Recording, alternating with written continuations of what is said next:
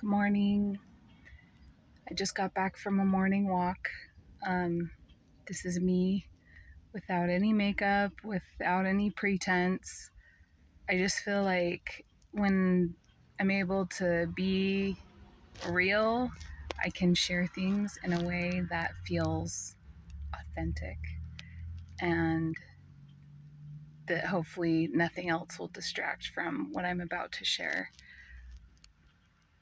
I was recently talking to someone at a potluck at my single adult group that I was with, and she was saying she just got back from Rome, Italy, and she was at the visitor center for the Church of Jesus Christ of Latter-day Saints temple, and she said that when she was there, she saw the ancient apostle statues, and that she thought it was interesting that each of the apostles are holding the thing that they were martyred with.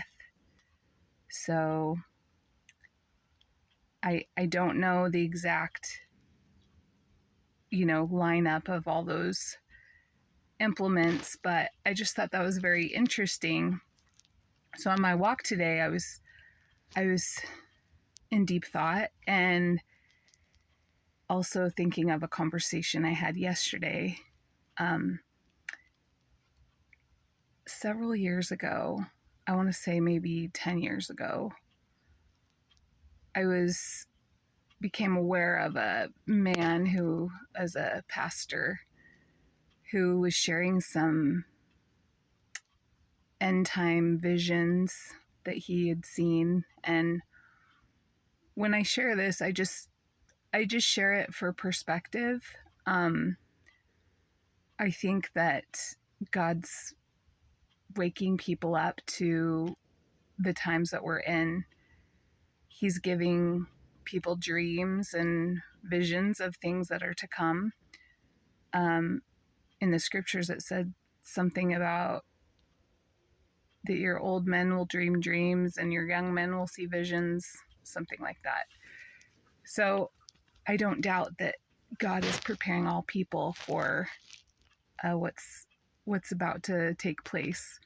And for this man, it was a good 30 years ago that he was sharing this in a prophecy club video that I had watched. And the thing I thought was interesting is he was talking about how he saw militarized police.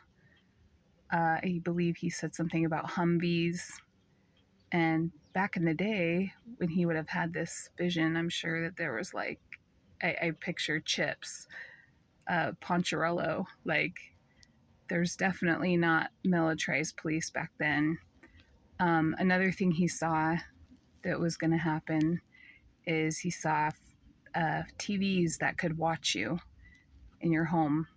And I thought that's really interesting because considering we have smart technology now and smartphones and smart TVs. So the condensed version of his dream is he saw persecution coming to him or his family. And he said that his wife was actually, he was in a place where he was about to be martyred for his beliefs. And he said something about a scimitar sword, I recall, and that people were being beheaded for their beliefs. And I'm trying to remember because it's been a while, but I just remember he said he saw his wife be beheaded in front of him. What a horrible, horrible thing to see. But he said as he was about to experience the same thing, he was really scared. And he said he felt a hand on his shoulder. And he said it was Christ's hand. And Christ said, "You're not going to taste the sting of death. I believe, something to that effect. I hope I'm not mixing things, but he said in that testimony that when he looked into his eyes, he knew that was the King of Kings and Lord of Lords. Um, I, I just thought that was curious because in the book of Revelation, it talks about people who are beheaded for Christ's sake will receive white robes in heaven. And, as a Latter-day Saint, I believe that there's protection in my covenants. I believe that my work on this earth will not be thwarted by the power of the destroyer until that work is completed that God's put me here to do. But I also feel like there's protection in those covenants that I make. I believe that because I follow the prophet and try to heed his warnings, that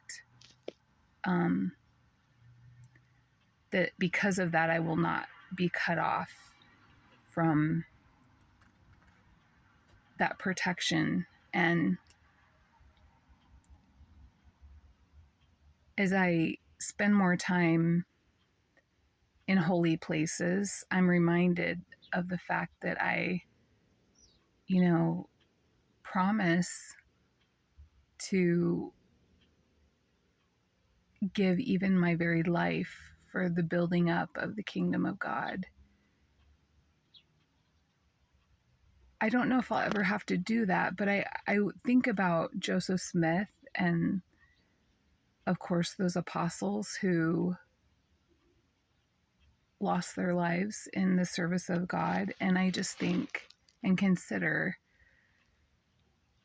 wow, that really puts things into perspective, like about what's really important. And when I think about removing myself from Babylon